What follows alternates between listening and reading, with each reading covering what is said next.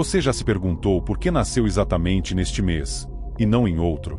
E se eu te dissesse que essa data, repetida todos os anos com bolo e parabéns, não é apenas um marco biológico, mas um selo espiritual, um código silencioso, uma assinatura deixada pela sua alma antes de você respirar pela primeira vez? A maioria das pessoas acredita que o nascimento é o começo de tudo. 1.0. Um evento aleatório dentro de uma linha do tempo igualmente aleatória. Mas, e se isso estiver completamente errado? E se o mês em que você nasceu não marcar o início da sua história, mas a continuação dela? Ao longo da vida, quase todos nós carregamos sensações difíceis de explicar, medos que surgem sem causa aparente, laços profundos com pessoas que acabamos de conhecer, ou aquela impressão estranha de isso já aconteceu antes. Essas experiências costumam ser descartadas como imaginação. Mas e se forem memórias sem rosto? E se sua alma se lembrar, mesmo quando sua mente não lembra? Durante mais de 4 décadas, a pesquisadora Dolores Cannon conduziu milhares de pessoas a estados profundos de consciência por meio da regressão. E o que ela descobriu desafia completamente a ideia de que a vida começa no nascimento.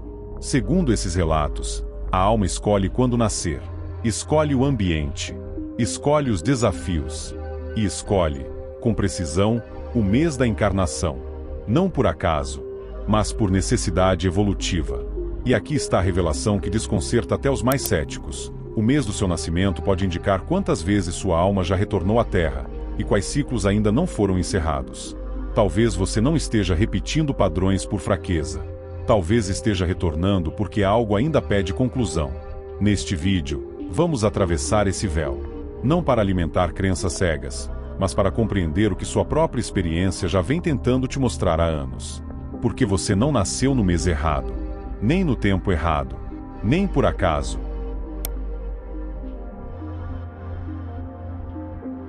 Imagine o mês do seu nascimento não como um dado do calendário, mas como um marcador vibracional. Um ponto exato no tempo onde certas energias estão mais acessíveis, mais abertas, mais compatíveis com o tipo de aprendizado que sua alma precisa viver. Para a maioria das pessoas, o mês de nascimento é apenas um detalhe astrológico, apenas um signo, uma curiosidade. Mas nos relatos coletados por Dolores Cannon, ele aparece como algo muito mais profundo, uma impressão digital espiritual. Durante as regressões, muitas pessoas descrevem o momento anterior à encarnação como um estado de consciência lúcida. Ali, a alma observa suas vidas anteriores, reconhece padrões ainda abertos e decide quando retornar. O mês não é escolhido por estética, é escolhido por função. Algumas almas retornam em meses de início de ciclo, trazendo energia de impulso, aprendizado básico e adaptação à matéria. Outras escolhem meses de fechamento, carregando sabedoria, cansaço existencial e uma sensação constante de já vivi demais. Isso explica por que algumas pessoas parecem antigas desde crianças, e por que outras carregam uma intensidade emocional quase crua, como se tudo ainda fosse novidade. Não se trata de superioridade espiritual, mas sim de estágio de jornada. E aqui surge uma pergunta inevitável: se sua alma escolheu nascer exatamente quando nasceu, o que ela veio resolver? Essa resposta não está nos horóscopos. Está nos padrões que se repetem na sua vida. E é sobre isso que avançamos a seguir. Quando observamos a vida com honestidade brutal, percebemos algo inquietante. Não são os acontecimentos que se repetem, somos nós. Pessoas diferentes, mesmos conflitos. Cenários novos, velhas sensações.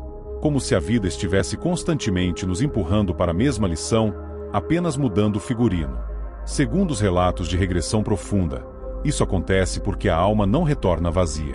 Ela traz pendências, trajetórias interrompidas, decisões que não puderam ser sustentadas até o fim. O mês de nascimento atua como um portal específico para esse tipo de aprendizado. Algumas janelas vibracionais favorecem o enfrentamento direto. Outras exigem paciência, observação e maturação lenta. É por isso que certas pessoas passam a vida inteira tentando se encontrar, enquanto outras parecem saber, desde cedo, quem são, mesmo que não saibam por quê. Não se trata de sorte, nem de destino cego, mas sim de continuidade. Quando você olha para sua própria história e reconhece padrões emocionais recorrentes, talentos que surgem sem treino, ou medos que não nasceram nesta vida, você está olhando para ecos. E ecos só existem porque houve uma voz antes. Encerrar esse capítulo não significa apagar o passado, mas sim integrá-lo. E é aqui que entramos em algo ainda mais sensível.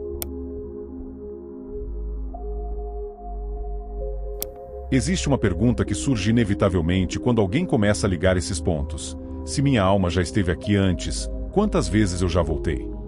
A resposta não aparece como um número exato.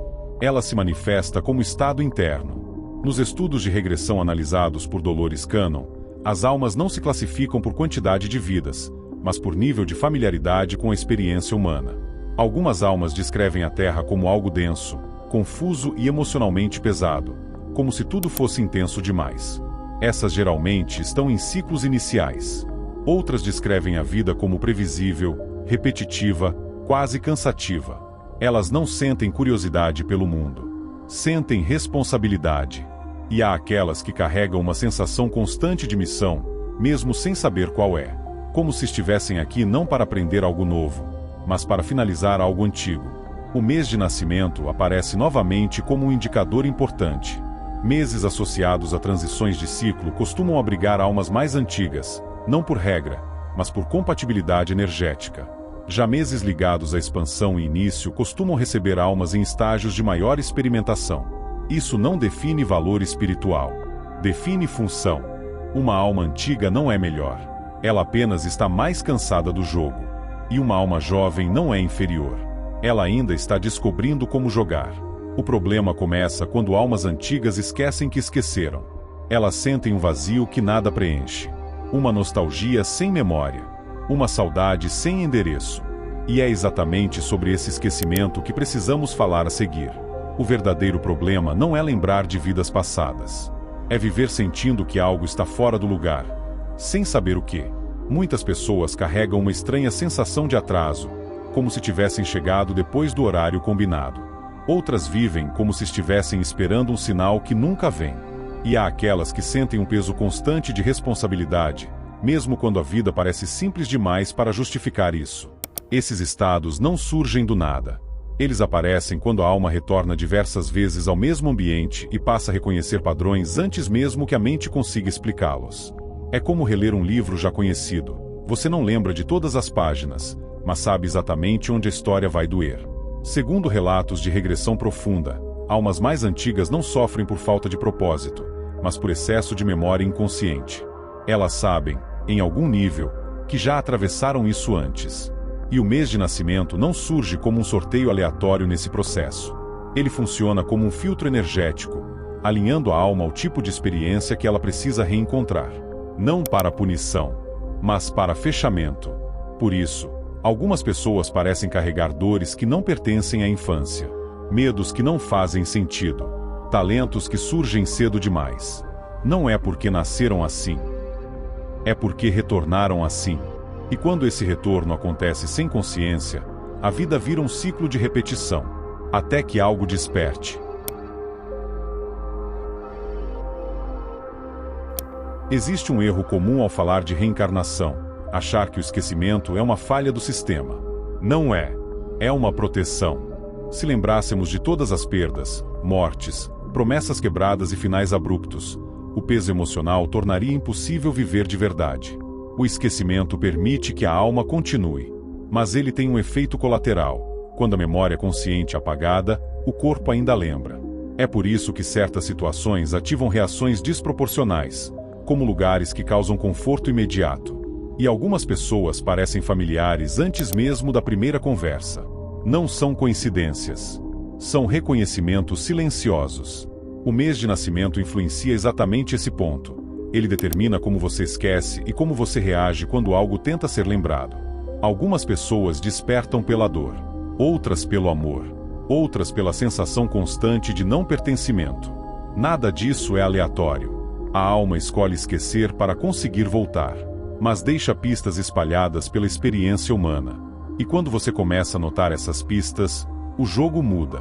Porque, a partir daí, você não vive mais no automático. Você começa a se aproximar daquilo que sempre esteve te chamando, mesmo quando você não sabia o nome. Quando alguém começa a perceber que talvez esta não seja sua primeira vida, algo silencioso acontece por dentro. Não é euforia. Não é medo imediato. É um tipo estranho de reconhecimento. Como se certas dores finalmente ganhassem contexto. Como se escolhas repetidas deixassem de parecer erro e começassem a parecer tentativa. O esquecimento, então, deixa de ser visto como perda. Ele se revela como uma estratégia da própria consciência. A alma esquece para poder voltar sem colapsar. Mas ela não esquece tudo.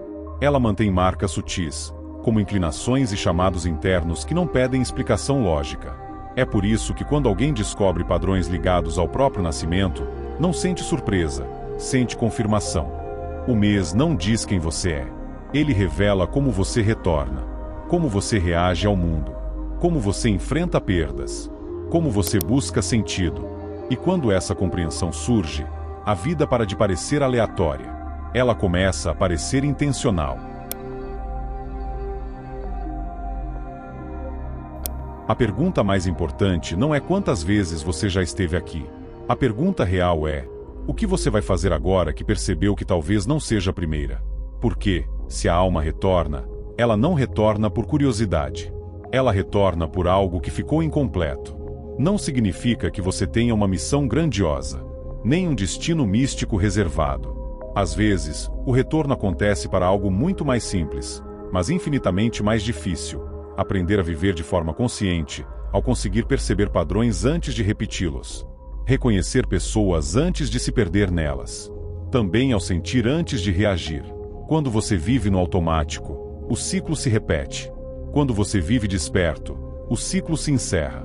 Talvez o maior sinal de maturidade espiritual não seja lembrar de vidas passadas, mas não precisar voltar para consertar as mesmas dores outra vez. Se esta não é sua primeira vida, talvez esta seja a primeira em que você realmente escuta. E isso muda tudo. Se algo ressoou dentro de você, se você teve algum insight, ou até mesmo uma resposta a partir do que exploramos hoje, deixe um like. Isso ajuda a mensagem a ser espalhada mais rápido para que novas almas sejam despertas. Se você gosta desse tipo de conversa, desse tipo de conteúdo, se inscreva. Aqui eu tento trago temas sobre evolução espiritual, despertar, autoconhecimento, dentre demais coisas relacionadas a semana toda. Fiquem bem e não esqueçam, sua jornada no cosmos pode estar ou não apenas começando.